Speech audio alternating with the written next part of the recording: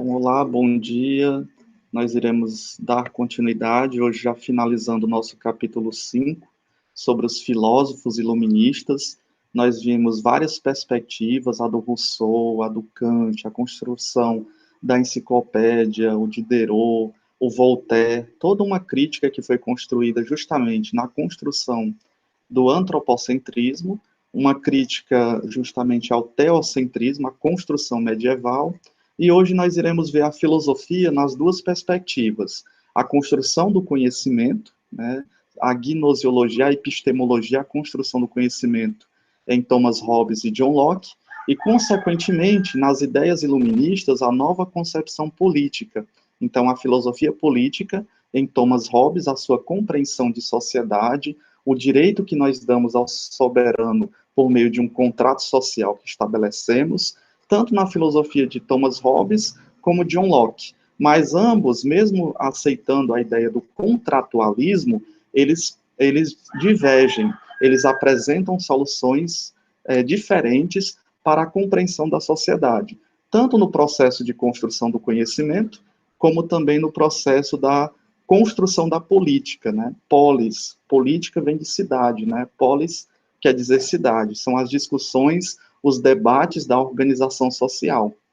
E esses dois filósofos, se distanciando do pensamento medieval, eles vão construindo agora as suas concepções, por que nós, seres humanos, construímos, montamos um contrato social, e como é que nós nos organizamos em sociedade. Então, sou professor especialista em História, Ricardo de Moura Borges, e hoje nós iremos finalizar o nosso conteúdo sobre o Iluminismo. Na aula passada, nós vimos justamente a economia liberal, o processo de desenvolvimento do mercantilismo, da economia, frente aos grandes avanços da sociedade. Nós percebemos como houve a necessidade da economia agora pautar-se por meio das construções desses mercantilistas, dos burgueses que foram se construindo.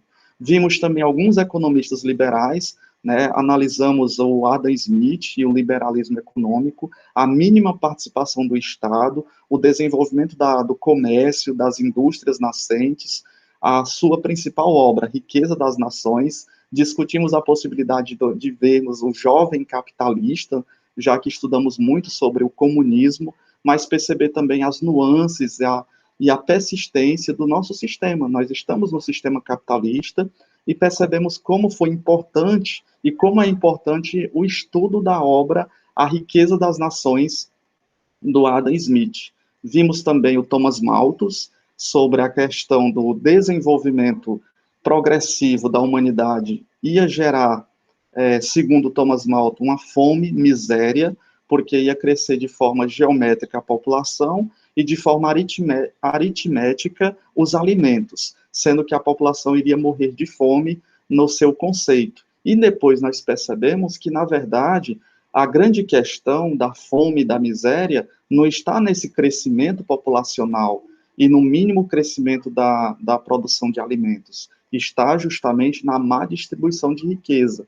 Uns poucos que dominam muitas riquezas, enquanto a maioria passa a miséria e a fome.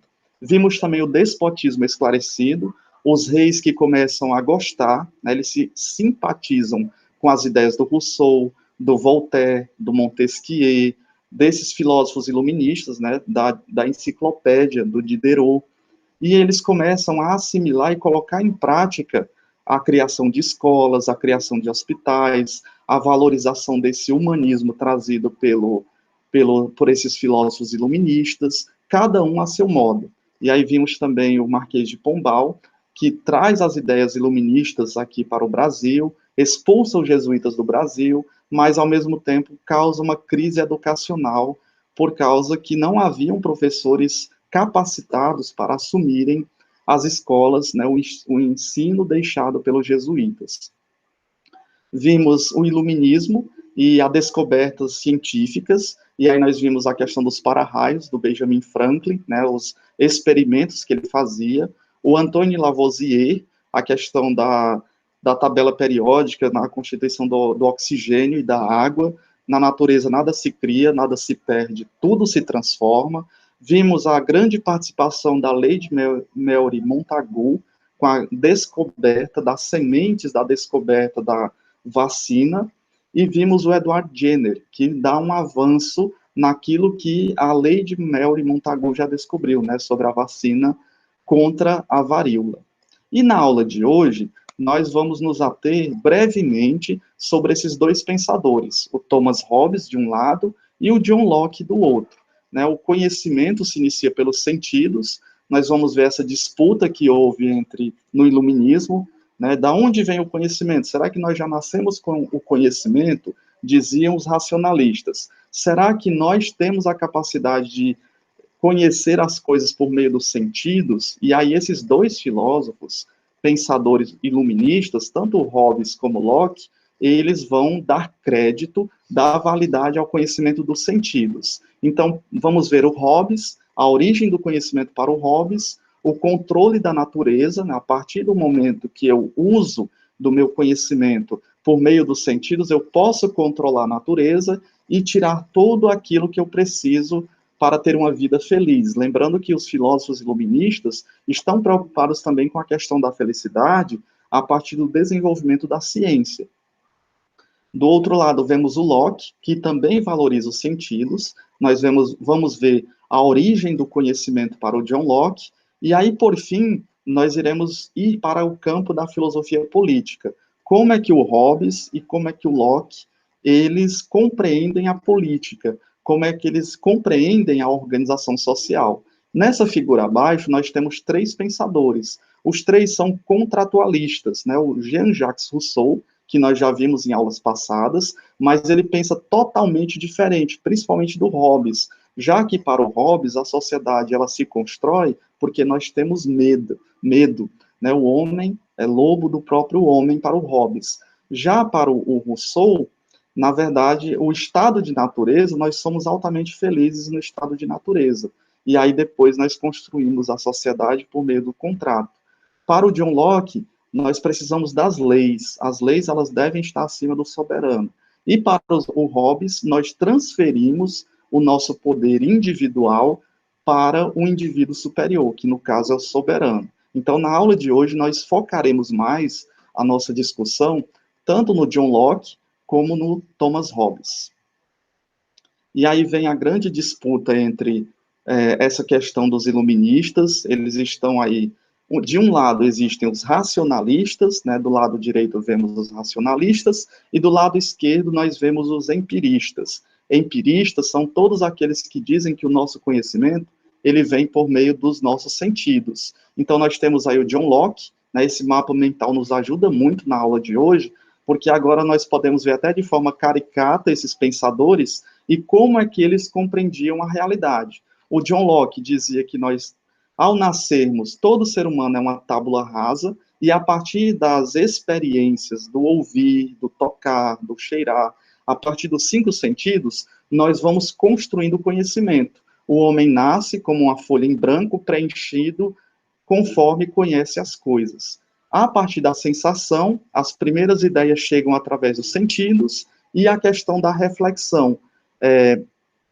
A partir da reflexão, nós vamos criando linguagens mais complexas, desde o nosso nascimento, a partir da infância, adolescência, idade adulta.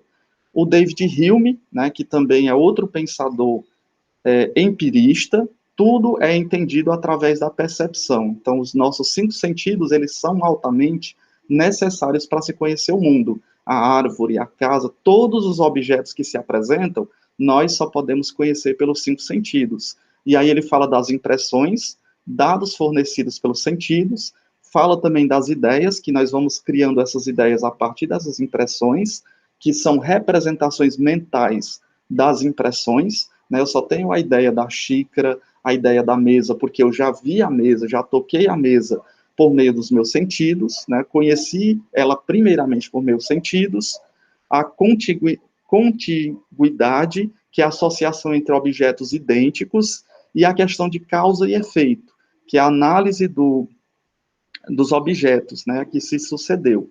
Temos também o Francis Bacon, que é um dos principais expoentes, que é até utilizado aí nos filósofos que nós veremos hoje, né, na grande frase dele, saber é poder. Então, quanto mais eu conheço a natureza, mais desvendo os mistérios da natureza por meio da ciência, por meio da matemática, mais eu posso dominar essa natureza que está fora de mim. Então, eles pensam, eles têm a ideia que nós, sujeitos, temos todas as capacidades de conhecer os objetos fora de nós por meio dos nossos 5 sentidos. E aí ele vai criando a teoria dos ídolos, que são os preconceitos e noções erradas que nós temos da realidade. Primeiro, o ídolo da tribo. Surgem as comunidades como verdades dadas aos questionamentos. O ídolo da caverna surgem na mente do indivíduo. O foro ou mercado, pela linguagem, são atribuídos palavras, coisas que não existem, ou o contrário. E os ídolos do teatro, relacionado às superstições, às crenças, aos mitos e ao senso comum. Então, é o papel do filósofo descobrir, sair desses mitos, dessas teorias relacionadas aos preconceitos e noções erradas sobre a realidade, né, sobre a teoria dos ídolos. Por isso que o Francis Bacon vai criar essa teoria dos ídolos, que cotidianamente nós caímos numa dessas teorias de ídolos, e aí nós vamos saindo justamente no período do iluminismo, por meio da ciência e por meio da matemática. Então, para eles, é possível compreendermos o mundo que nos apresenta. Nós temos todas as capacidades, por meio do sentido, de conhecer as coisas. Já os racionalistas, em oposição, eles não acreditam bem assim. Eles dizem que o conhecimento é inato, ou seja, nós já nascemos com o conhecimento. Não é à toa, né, anterior aos sentidos. Então, o próprio Platão, que é um pensador antigo, ele diz que saber, recordar é viver. Já que Francis Bacon fala saber é poder, o Platão diz que recordar é viver. Ou seja, já que a nossa alma está no nosso corpo, todas as experiências que nós vamos tendo durante a vida, para Platão, nós já temos esse conhecimento inerente na nossa alma, no nosso conhecimento. Então, por isso que ele é racionalista. O mundo perfeito, o mundo que não muda, é o mundo das ideias. Então, ele cria a teoria das ideias, o mundo inteligível, a razão gera conhecimento verdadeiro, né? E aí ele relaciona com Parmênides, que é outro pensador, que fala que o mundo é imutável, as coisas não mudam, principalmente a alma, né, as coisas inteligíveis, o mundo das ideias. A ideia de mesa, a ideia de cadeira, ela não muda. O que muda mesmo, o que fica velho, o que se corrompe, é aquilo que está no mundo exterior a mim. Então, o Platão, ele acredita mais naquilo que não muda, que é o mundo das ideias. E o mundo sensível, os sentidos nos enganam, né, o Heráclito, que diz que todas as coisas mudam. Ninguém banha no mesmo rio 2 vezes, porque o rio já passou, porque o horário é outro, o tempo muda, nós envelhecemos. Então, Platão, ele dá credibilidade ao mundo do Parmênides, que é o mundo das coisas imutáveis, que não mudam. Assim, eu posso me reconhecer, por exemplo, numa foto, quando eu era criança, ou quando eu era adolescente, porque eu tenho a consciência, e a consciência é esse aspecto imutável das coisas que não mudam. Outro pensador que vai nos ajudar muito na compreensão dessa disputa entre empiristas e racionalistas é o próprio René Descartes, lá na Idade Moderna. O Descartes, que nasce em 1596 e morre em 1650, ele traz a mesma concepção. Por exemplo, nós temos as ideias das formas geométricas, do quadrado, do triângulo, dos próprios números, mas eles não existem na realidade. Então, como é que a experiência vai me mostrar a realidade do número 2, já que ele não existe? Existem as representações. 2 pauzinhos são a representação dos números romanos. O 2 que nós escrevemos é a representação dos números arábicos. Mas o 2 em si, na sua essência, eu só posso projetar onde? Na minha mente. Por isso que ele é totalmente racionalista. Ele diz que o conhecimento está dentro de mim e não fora de mim, através das experiências, como dizem os empiristas.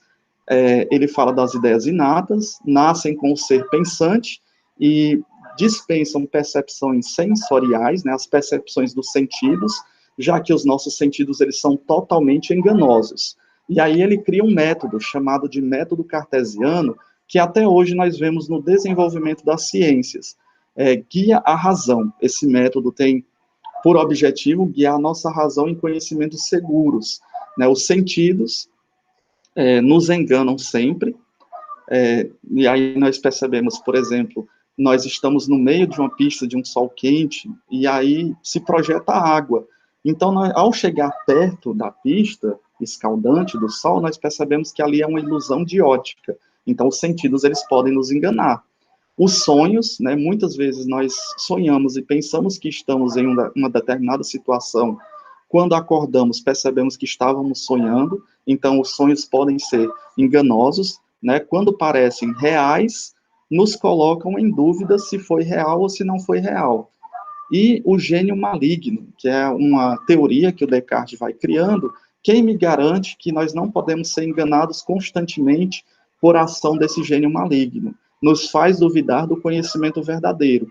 E aí, a partir da dúvida, já que o Descartes é cético, ele não acredita, ele começa a duvidar de tudo, mas não é duvidar por duvidar, ele é um método que ele cria para se chegar a uma certeza segura.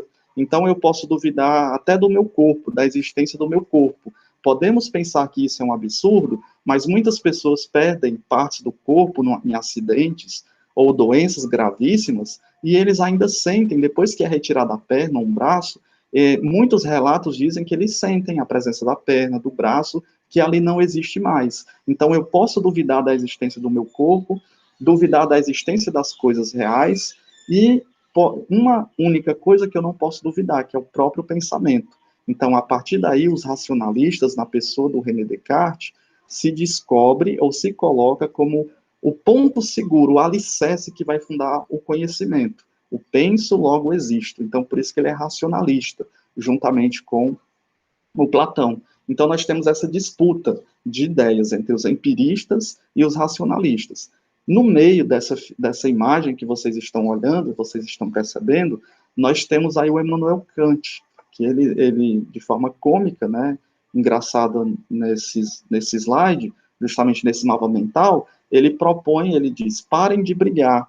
Uma coisa não existe sem a outra. Nós precisamos tanto dos sentidos, como nós precisamos da razão para conhecer aquilo que está fora do sujeito. Lembrando que o Kant, nós vimos em aula passada, nos diz que nós não podemos conhecer o todo, a realidade por completo. É impossível, né, o nômeno em si. Nós só podemos conhecer fragmentos da realidade, que ele chama de fenômeno, aquilo que se apresenta por meio das categorias, né, a categoria do espaço e a categoria do tempo. Então, nós temos esse debate entre racionalismo e empirismo. Para os racionalistas, a origem do conhecimento está na razão, como nós percebemos nas figuras geométricas, na própria matemática, a valorização da matemática. Algumas ideias já nascem com o indivíduo, independentemente da experiência sensível. Então, para os racionalistas, não é uma tábula rasa. Nós, no nosso cérebro, desde quando nascemos, nós já temos todas as condições necessárias para o conhecimento. E eles acreditam também que nós já nascemos com ideias inatas, que já nascem com o sujeito. São chamadas, né, de ideias inatas. E aí os principais representantes do racionalismo, nós temos o Descartes, que nós vimos no mapa mental anterior, o próprio Spinoza, que é outro pensador que nós veremos em outros capítulos, e o Leibniz. Todos os três valorizam a matemática ao seu modo. Lembrando que aí no período do iluminismo, eles estão valorizando a ciência. Então, nesse slide, vocês podem ver justamente nessa imagem, na parte superior, nós temos o René Descartes, no meio, nós temos aí o Spinoza, com a sua compreensão também de mundo, de Deus, lembrando que ele era judeu, o Spinoza, e nós temos o Leibniz, um grande matemático, que também era racionalista, né? Esses são os três representantes do racionalismo. Em contraposição aos racionalistas, nós temos aí os empiristas. A origem ou fonte de todo o conhecimento está na experiência sensível, fundamentada nos órgãos dos sentidos e na percepção. E essa percepção vai me ajudar a construir a realidade, a entender o objeto que está fora de mim. As ideias possuem relação com a experiência sensível. Então, todas as ideias que nós criamos na nossa mente, dizem os empiristas, primeiro tiveram que passar pela experiência, passar pelos órgãos dos sentidos. E aí nós temos os principais representantes, o Francis Bacon, o Thomas Hobbes, o John Locke, o Berkeley e o Hume. É objeto de estudo da nossa aula apenas dois, esses que estão no meio, né, o Thomas Hobbes e o John Locke. Ambos são ingleses, ambos estão passando por momentos de transformações, principalmente o Thomas Hobbes, nas questões religiosas, lembrando que no período que eles já estão, o protestantismo já está em alta, está em ascendência, e a partir das suas concepções e a partir do seu modo de vida, eles vão construindo a sua filosofia, o seu modo de ver também a política. E aí nós temos os principais representantes do empirismo, né, o Francis Bacon com a célebre frase "saber é poder", de 1561 a 1626, né, século XVI e século XVII. Nós temos o John Locke, da célebre frase da tábua rasa: nós nascemos como se fôssemos folhas em branco, e a partir das nossas experiências com o mundo, a partir dos sentidos, né, dos 5 sentidos, nós vamos construindo esse conhecimento. E o David Hume, que é outro pensador que nós veremos também mais à frente, que ele é do século XVIII, né, de 1711 a 1776. Então, nós, começando com o Thomas Hobbes, de 1588 a 1679, nós vemos aí do século XVI ao século XVII, né, o final do século XVI para o século XVII. O filósofo inglês argumentava que os sentidos são a origem do conhecimento, então ele não acreditava nas ideias inatas, como argumentava os racionalistas, mas a partir da experiência dos nossos 5 sentidos é que nós vamos construindo esse conhecimento. Para ele, os pensamentos e raciocínios só são possíveis por causa das representações mentais que temos das coisas que estão fora de nós. Então, as ideias dos objetos que estão fora de nós, nós só conseguimos representar na nossa mente a partir dos 5 sentidos. E a partir dessas relações que nós vamos tendo com o mundo externo a nós iremos construir o conhecimento. O conhecimento está atrelado aos 5 sentidos. As representações mentais são produzidas pelos órgãos dos sentidos, né? Toda a ideia de mesa, cadeira, xícara, ela só vem à nossa mente por meio dos 5 sentidos, mesmo que argumentavam os racionalistas que eles são enganosos, mas é necessário persistir e perseverar nos 5 sentidos, porque não existe outro meio de se conhecer a realidade se não for por esses sentidos. Depois que temos a experiência dos sentidos, adquirimos representações ou as ideias das coisas, né, como as ideias que vão sendo formuladas na nossa mente. E por meio dela, nós podemos raciocinar, calcular e prever. Lembrando que ele está direcionando a compreensão de mundo, a compreensão de espírito, no sentido científico, no sentido matemático. Então, é necessário dominar a natureza. Por isso que é necessário calcular, prever, né, estabelecer as estações do ano para o plantio, para o cultivo. Então, o Hobbes traz essa contribuição. E, a partir daí, ele fala sobre o controle da natureza, né, para o próprio filósofo Hobbes. A capacidade humana de prever e raciocinar nos permitiria controlar toda a natureza. Lembrando-se, já que a natureza está externa ao ser humano, e é possível o ser humano conhecer a natureza, ele se atrela aí ao pensamento do Francis Bacon: saber é poder. Então, eu posso dominar a natureza por meio dos meus conhecimentos que são agregados, né? Por isso os livros, por isso a ciência, e pelo conhecimento da matemática. É por meio da matemática que eu vou desenvolver agora os melhores métodos, os melhores caminhos para dominar a natureza, né? Quanto mais eu domino a natureza, mais agora ela vai me favorecer. O objetivo da ciência seria ampliar o domínio do ser humano sobre a natureza. Então, nós temos o ser humano desenvolve a ciência, e a ciência tem um objetivo, que é dominar a natureza ao seu favor. Quanto mais o ser humano conhece as leis da natureza e as relações de causa e efeito, né, o que é que proporciona o calor intenso, a meteorologia, o desenvolvimento das técnicas de plantio nas várias estações do ano, o efeito e os fenômenos, mas ele poderia dominar a natureza. Então, cada vez mais que você calcula, que você prevê, que você racionaliza o conhecimento da natureza, mais você vai poder dominar a natureza e utilizá-la no seu próprio benefício, né? Isso é o que o Hobbes ele traz aí de inovador, porque ele está valorizando justamente o conhecimento científico, o conhecimento da razão. Lembrando que essas técnicas de desenvolvimento da natureza já eram usadas pelos homens antigos, pelos homens medievais, mas a sua compreensão de mundo eram outras. Por exemplo, na Idade Média, quem mandava a chuva era Deus, né? Deus é que pauta toda a realidade do universo, as condições de trabalho, as condições de terra fértil.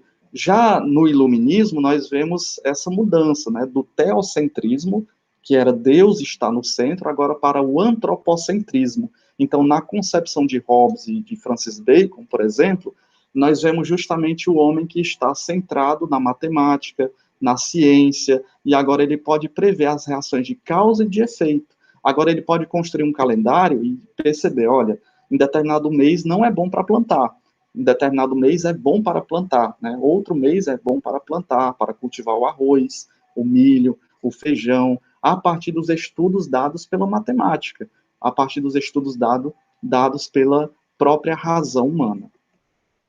Outro filósofo que nós percebemos na construção do conhecimento é o John Locke, né, que ele é de 1632 a 1704, né, final, aliás, início do século XVII e início do século XVIII, né, 1630, 32, ali quase início do século XVII, e aí ele morre em 1704, que é o início do século XVIII.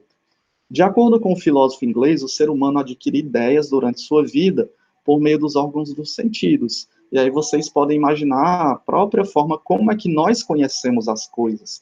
Desde quando éramos bebês, depois na fase da infância, da adolescência, como é que nós vamos construindo o conhecimento? Então, para ele, nós conhecemos as coisas por meio dos 5 sentidos. Não tem outro meio, né? Então, a mente de um recém-nascido, de um bebezinho, é uma espécie de papel em branco. Então, nós vamos ouvindo o som da mãe, do pai, dos tios, da comunidade, vamos criando a linguagem, por isso que se nascermos na China, falaremos chinês, se nascermos na tribo indígena, vamos falar de acordo com aquela tribo indígena, lembrando que existe uma diversidade de índios que falam em diversas línguas. Se nascermos em determinado território, nós falaremos até diferente, né? Falaremos diferente do norte, do Amazonas, do Nordeste, onde nós estamos, do Sudeste e do Sul. Cada região brasileira tem uma forma de linguagem, né, as variações de linguagem. Isso se dá através dos sentidos, então, porque desde a nossa tenra infância, nós passamos a ouvir, né, ao ouvir, e então era como se o nosso cérebro fosse realmente uma folha em branco. E a partir daí nós aprendemos a como nos alimentar, como nos vestir, o modo e a linguagem de falar.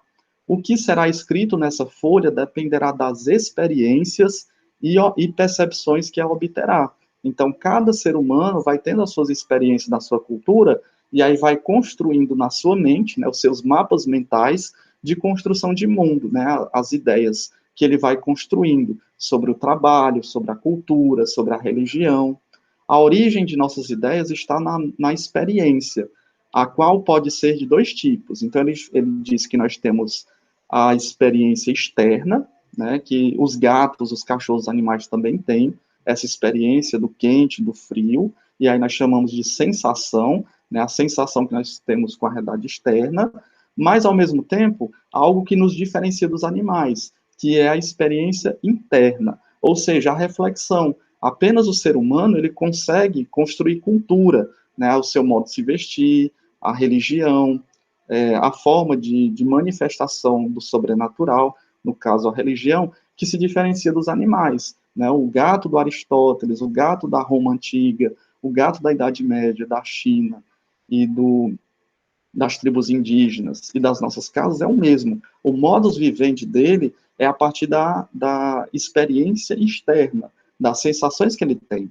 Mas ele não possui essa capacidade interna de uma reflexão acumulativa. Né? Ele não escreve livros, ele não constrói casas, ele não muda as suas vestes. Essa capacidade interna de reflexão é própria do ser humano, né? De sabermos a história dos antepassados, de construirmos a nossa própria história, de fazermos essa reflexão. Então, por isso que ele faz essa diferenciação. Né? A origem de nossas ideias está na experiência, a qual pode ser de 2 tipos. A experiência externa e a experiência interna. A interna é justamente essa capacidade reflexiva que nós temos de mudar e de moldar a nossa própria cultura, né? De mudar a cultura, as formas de vestir, a moda que vai mudando constantemente, o desenvolvimento das tecnologias, né? Tecnologias digitais, ou as tecnologias desde as primitivas até os dias de hoje. Então, essa capacidade de reflexão é própria do ser humano. E aí ele pondera que nós nascemos como uma folha em branco, e aí nós vamos construindo a partir da sensação e da reflexão o nosso conhecimento sobre o mundo. Né? Então, o sujeito ele pode sim conhecer o objeto. O objeto é tudo aquilo que está exterior a mim, né? Aquilo que se apresenta à minha frente. A árvore, a natureza, a casa, os livros, a xícara, todos os objetos. As ideias simples da sensação e da reflexão são o material básico para o funcionamento da mente. Essas ideias simples, e aí nós imaginamos as crianças que têm essa curiosidade de perguntar o que é isso, o que é aquilo, por que disso, por que daquilo, ao processo de amadurecimento na adolescência, na fase adulta, nós vamos criando ideias mais complexas. Então, nós passamos das reflexões simples para que a nossa mente vá funcionando e organizando essas ideias. A partir da idade adulta, nós podemos agora, com mais profundidade, fazer essas reflexões. Depois de adquirirmos as ideias simples pela experiência, a mente as combina e as reúne, tornando cada vez mais complexas. Então, se parte do simples para o mais complexo, desde o nosso nascimento até os últimos dias de nossa vida, né? Que a busca pelo conhecimento, ela é constante, ela não para nunca, né? Ela sempre vai existir. E aí nós temos essa imagem, né, que vocês podem observar sobre a valorização dos sentidos, né, dos 5 sentidos, o olfato, o tato, o paladar, a audição e a visão, são os nossos 5 sentidos que nós temos. Existem pessoas que estão desprovidas de algum sentido, né, são surdas ou são cegas, mas os médicos especialistas dizem que ao perder um dos 5 sentidos, por natureza humana, um dos demais sentidos serem aguçados. Então, se perde a audição, a visão ela fica mais aguçada. Se perde a visão, o tato ele fica mais aguçado e assim por diante. E aí nós temos 2 obras. A primeira obra de 1632, né, veja só que o próprio Brasil está com 132 anos de invasão ou de descoberta, e aí o Theodor Humboldt, ele faz essa pintura, onde nós podemos aqui, por meio da visão ou do tato, se for pegar na obra, né, podemos nos colocar dentro da obra, e ao nos colocarmos como personagem dessa obra, poderíamos ouvir o som, né, produzido por esse instrumento de corda que está sendo tocado. Vejam só também a vibração das cores, né, as vestes, o azul, o vermelho, tanto representado na calça, nessas camisas que estão feitas. Vemos também a questão da cultura da época, as formas de se vestir. Então, os nossos 5 sentidos, eles ficam aguçados, principalmente quando nós vemos essas obras, esses desenhos, essas imagens, né, nos atrai muito. O ser humano é muito atraído pelas imagens, né? O imagético fala, né? Os personagens, um que olha para um lado, parece que tem um olhando diretamente para você. Então, essa análise é altamente interessante, e para perceber, né, ele mesmo, o Theodor Humboldt, ele coloca o título dessa obra, desse desenho, dessa pintura que ele fez, da alegoria dos 5 sentidos, né, valorizando aí os 5 sentidos que nós temos. No meio, nós podemos até ver uma criança ali no meio, e nos perguntarmos, como é que nós conhecemos as coisas desde o nosso nascimento?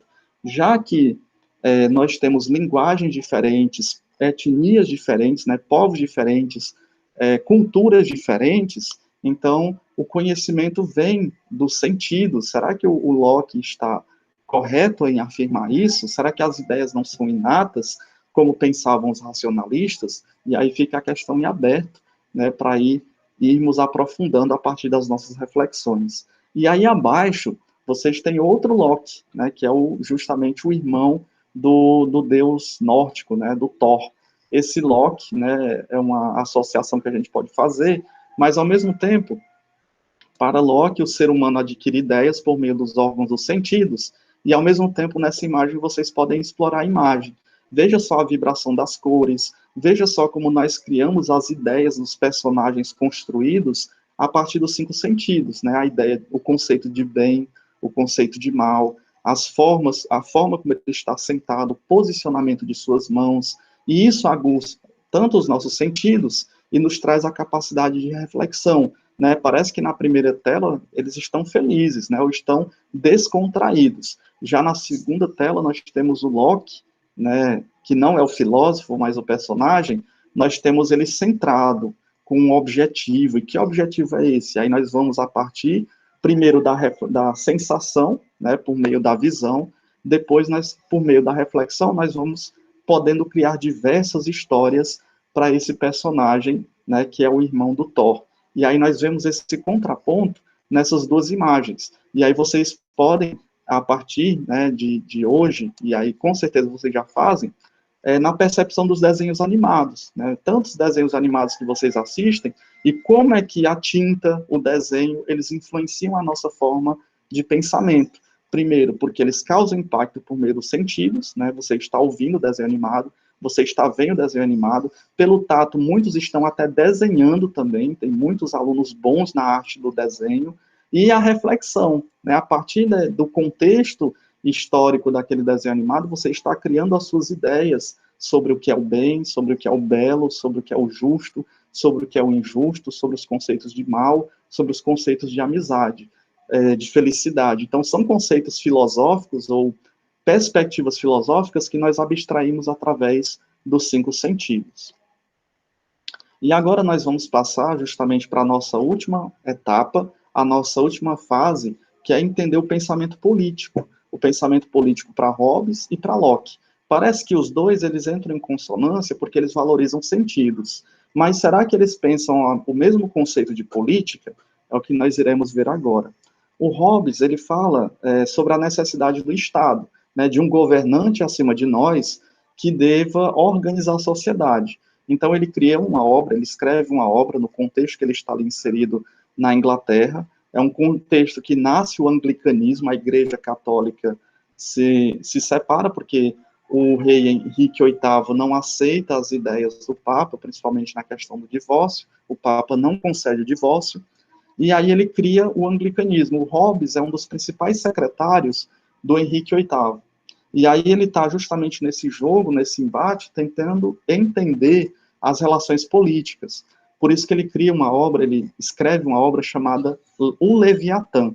Leviatã é um personagem bíblico, é um monstro marinho, citado tanto no livro de Jó, como nos Salmos, em alguns Salmos. Hobbes descreveu o estado de natureza. Né? E o que seria esse estado de natureza? Nós podemos pensar nos livros de história. Quando nós vemos a pré-história, por exemplo, que é discutível, né? Pré-história porque não tinha escrita, e hoje nós sabemos que a escrita existia, no sentido que os desenhos, né, as pinturas rupestres é uma forma de se expressar, mas nós lembramos dos homens das cavernas, ou então de Adão e Eva, né? O estado de natureza é pensado através de Hobbes como o estado primitivo, o estado inicial. E aí, nessa obra, o Leviatã, ele coloca justamente isso. Imagine o ser humano vivendo um estado no qual não haja um poder político, né? Não existe o soberano, é um estado onde todos estão praticamente ali vivendo sem essa organização política. E nem uma sociedade civil. E aí nós podemos nos remeter a esses dois fatores que eu citei, tanto os homens primitivos, como o estado, né, da primeira criação humana. E aí o Thomas Hobbes ele vai concluir que haveria sempre conflitos e o indivíduo teria que usar a força para se defender. E aí nós percebemos nos livros de história, quando estudamos lá esse período neolítico, paleolítico, sempre os homens ali com o tacape, com medo daquele que é diferente dele, se organizando nas cavernas, procurando a melhor água, o alimento. Então, ele diz que desde o estado de natureza, o homem já vivia em conflitos. E aí ele vai ter que usar a força para se defender. O problema é que o homem não é imortal. Ele vai perdendo a sua força, ele vai ficando velho. Então é necessário criar um meio para que aquilo que ele se garantiu na sua juventude, no estado de força, seja contínuo e passe para os seus descendentes. Então, Thomas Hobbes, ao criar o estado de natureza, ele diz que para acabar com a guerra de todos contra todos e para preservar a própria vida, o ser humano teve que abdicar da sua liberdade. Tivemos que fragmentar essa liberdade e estabelecer um pacto, né, que ele chama de contrato social, que é o mesmo contrato que nós vivemos até hoje. Nós não temos as eleições, não elegemos os soberanos, por assim dizer, aqueles governantes temporários, né, quer seja o prefeito, quer seja o governador, quer seja o presidente, mas no caso aqui, ele diz que nós transferimos, né, esse poder a um soberano, no tempo dele, claro, o rei, no qual todo cidadão aceita a se submeter a um soberano. E aí nós percebemos que esse soberano, ele tem o poder de decidir. Parece que entrou alguém aqui na sala, e eu vou voltando aqui, ver se tem, aceita aqui. Bom dia, nós estamos aí dando continuidade ao Thomas Hobbes, começamos há algum tempo, e já estamos na questão política do Thomas Hobbes, né? Entrando aqui mais um aluno. Então, nós estamos aqui justamente no direito e no estado de natureza. Então, para Thomas Hobbes, nós criamos um contrato social, porque nós temos medo de que invadam as nossas terras, as nossas conquistas, e ao transferir esse poder, a um soberano, a um político, o soberano político, no caso o rei, ele vai agora proteger os demais que o elegeram, que o colocaram no poder. Todos transferem para o soberano o poder de governá-los. Então, agora o soberano pode criar os seus exércitos e assim ele vai defender as particularidades de cada um. Tudo aquilo que foi construído por esses indivíduos.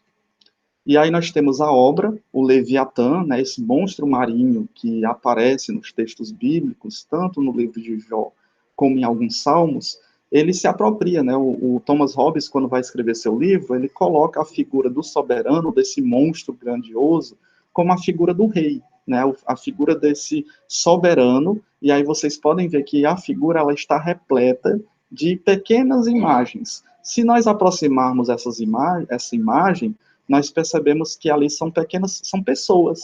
Lembre-se do contrato social, então cada indivíduo, por medo de morrer por causa dos conflitos e das guerras, nós transferimos para alguém maior, para um soberano, o direito político e o direito militar, né? Nós temos aí o báculo, que representa o direito político, também religioso no contexto da sua época, e a espada, que é o poder militar. Então, o soberano, ele não vai deixar que as terras sejam invadidas e que agora nós possamos usufruir desse tipo de liberdade. Então, é do Hobbes também o conceito de que o homem é lobo do próprio homem, porque nós somos egoístas por natureza, porque nós buscamos sempre entrar em conflitos para domínio de riquezas, e aí ele vai e cria essa obra, o Leviatã, né, que simboliza justamente a organização por meio do contrato, por meio da política. Nesse próximo slide, nós fazemos essa comparação através de uma música recentemente feita, não tão recentemente, mas em comparação à obra do Hobbes, ela é bem mais recente, que justamente fala dessa questão de que o homem é lobo do homem, em guerra de todos contra todos, lembrando lá do estado de natureza que nós falamos nos slides anteriores, né? Por medo do conflito, das guerras, e por medo de perder território, nós transferimos para o governante as nossas liberdades. E agora o governante, ele garante, pelo menos, a nossa sobrevivência. Então, vamos ouvir esse trecho dessa música.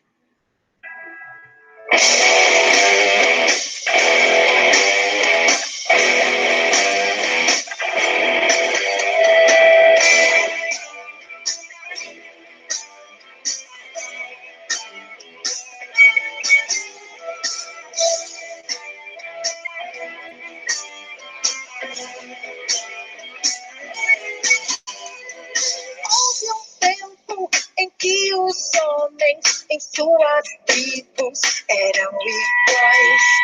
Veio a fome e então a guerra para alimentá-los como animais. Não houve tempo em que o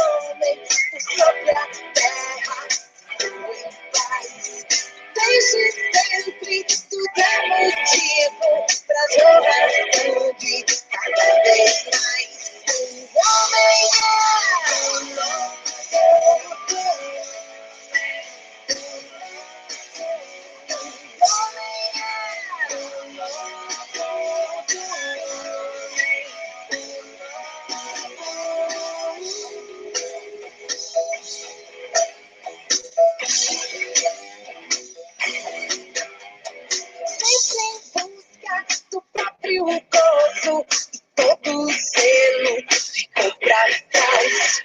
Nunca cede e nem esquece o que aprendeu com seus ancestrais. Não perdoa e nem releva, nunca vê que já é demais. O homem é um lobo.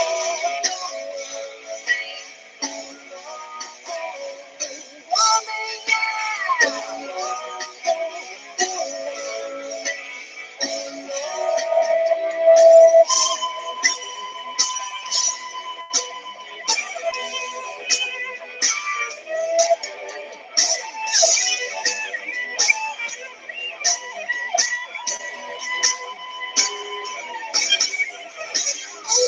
Tempo em que os homens em suas tribos eram iguais.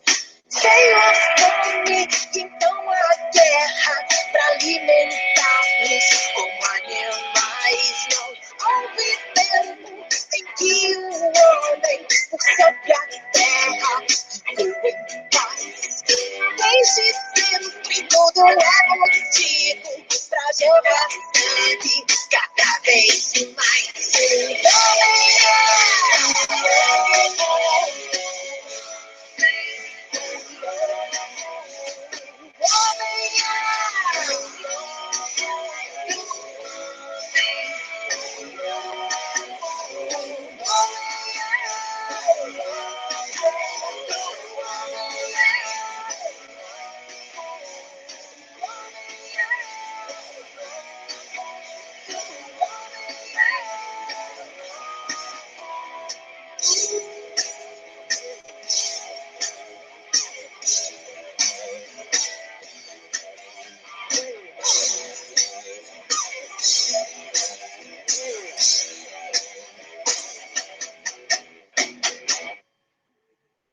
Então, essa música, justamente, ela sintetiza a obra de Leviatã, do Thomas Hobbes, colocando o estado de natureza como estado que as tribos eram iguais, mas veio a fome, a guerra, justamente pela disputa, pelo egoísmo do próprio homem, e a partir daí ele se constrói o estado, desse estado de natureza é criado o contrato social, onde cada indivíduo deixa a sua liberdade e agora transfere essa liberdade para o Leviatã, né, que nós temos aqui a figura, e aí vocês percebem, cada indivíduo, na sua particularidade, está agora deixando a sua liberdade em prol de um soberano que vai organizar essa sociedade. O soberano agora tem todo o poder para dizer o que é certo e o que é errado.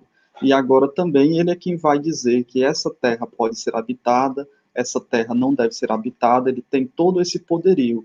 Então, na concepção do Thomas Hobbes, lembrando mais uma vez, o homem é lobo do homem em guerra de todos contra todos, né? Diferentemente do Rousseau. O Rousseau acreditava que nós nascemos bom e a própria sociedade vai corrompendo. Já o Thomas Hobbes é o contrário. Desde o estado de natureza, nós temos essa necessidade egoísta de sempre procurar vencer os mais fracos. Então, para que não se gere essa guerra e várias mortes, é necessário transferir as nossas liberdades para o soberano, no caso aqui, o rei.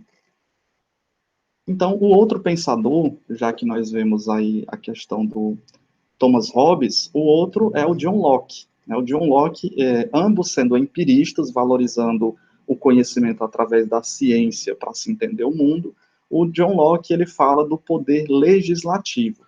Lembrem-se só que o Thomas Hobbes fala de transferir o poder para um soberano.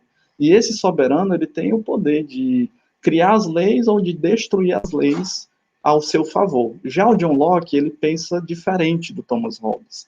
De acordo com Locke, para acabar com os conflitos do estado primitivo, que é esse estado aí do homem das cavernas ou das primeiras comunidades, e se nós abolirmos também o soberano das nossas sociedades, nós voltaremos a esse estado primitivo, os homens se associam e estabelecem um contrato social. Então, o mesmo pensamento do Hobbes até aqui, estabelecer um contrato, um vínculo social, para viver tranquilamente de acordo com as leis comuns. Só porque o John Locke diz que agora é necessário leis, e essas leis elas devem reger tanto os civis, aqueles que transferiram o poder para o soberano, mas a lei ela está acima do soberano, diferentemente como se pensava o Thomas Hobbes. Os cidadãos não têm necessidade de transferir seus direitos para o soberano, mas eles devem obedecer às leis sociais. Então, acima até do soberano estão as leis sociais, porque a partir das leis,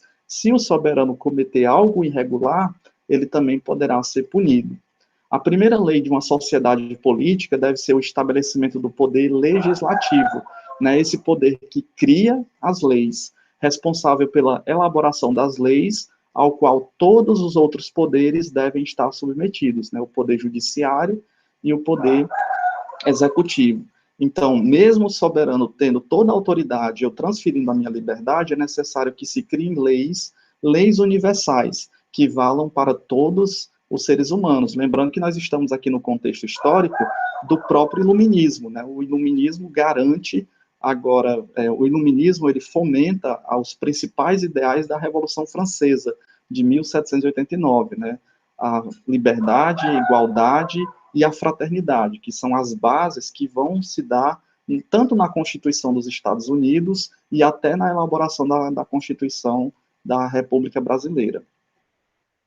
E aí nós finalizamos aqui o pensamento desses dois filósofos iluministas, do John Locke e do Thomas Hobbes, percebendo até a sua simetria, né, onde eles conseguem compactuar com os mesmos ideais, principalmente são empiristas, valorizam a experiência para o conhecimento da realidade, as nossas ideias vão sendo construídas a partir dessa experiência, e como eles se distanciam no conceito político. O Hobbes, ambos são contratualistas, mas o Hobbes valoriza o poder do soberano. O soberano está acima de tudo, ele quem cria as leis, e ele que tem o poder de também desfazer essas leis. O Locke, mesmo sendo contratualista, e também ele não tem essa visão tão negativa do homem que é lobo do próprio homem, de Hobbes, de Thomas Hobbes, e ele valoriza justamente a questão do poder legislativo, como leis universais que valam para todas as pessoas, e essas leis elas podem ser justamente aplicadas, e até principalmente ao soberano, caso ele cometa alguma irregularidade. Então, né, na aula de hoje nós vimos o pensamento tanto filosófico da questão do conhecimento para John Locke, para Thomas Hobbes, como também a sua filosofia política, através até dessa análise dessa música, O Lobo, que corrobora muito bem com o pensamento da obra O Leviatã, de Thomas Hobbes. E vimos também a questão política para o John Locke.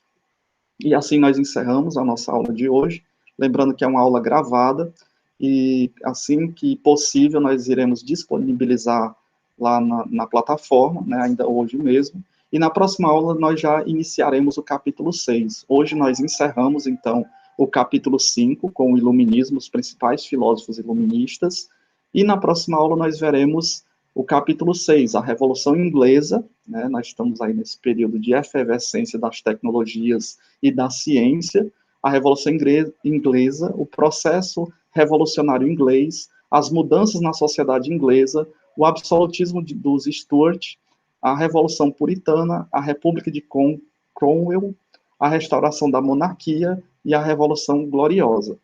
E nós, na aula de hoje, utilizamos esses livros que nos orientaram para compreender tanto as ideias do Locke como as ideias do Thomas Hobbes, né? Temos aí um livro sobre o David Hume, História, Sociedade e Cidadania, do Alfredo Bolo Júnior, a História das Cavernas ao Terceiro Milênio, que é o livro que nós utilizamos nas nossas aulas, e vocês têm aí justamente, né, leiam aí o capítulo 5, Iluminismo, e na próxima aula iniciaremos o capítulo 6, aquele pequeno livrinho, Os Iluministas, o Iluminismo e os Reis Filósofos, o Leviatã, que nós abordamos as principais características desse livro, e percebemos que até o próprio nome Leviatã, ele traz do contexto bíblico, né, desse monstro marinho, os ensaios sobre o conhecimento humano, do John Locke, né, nós somos uma tábula rasa, a mente é uma tábula rasa que vai se construindo a partir das experiências que nós fazemos, e o Lobo, que é a música, né, que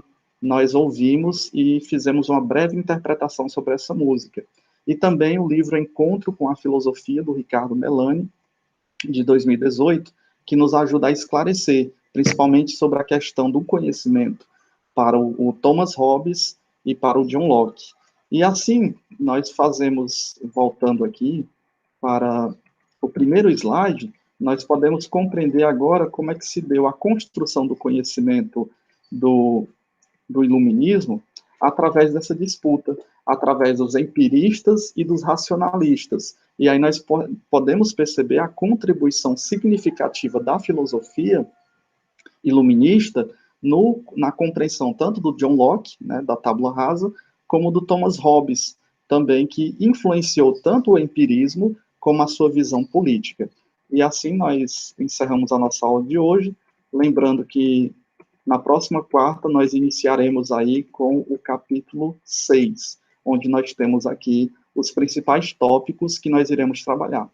Então, bons estudos a todos e até a próxima aula.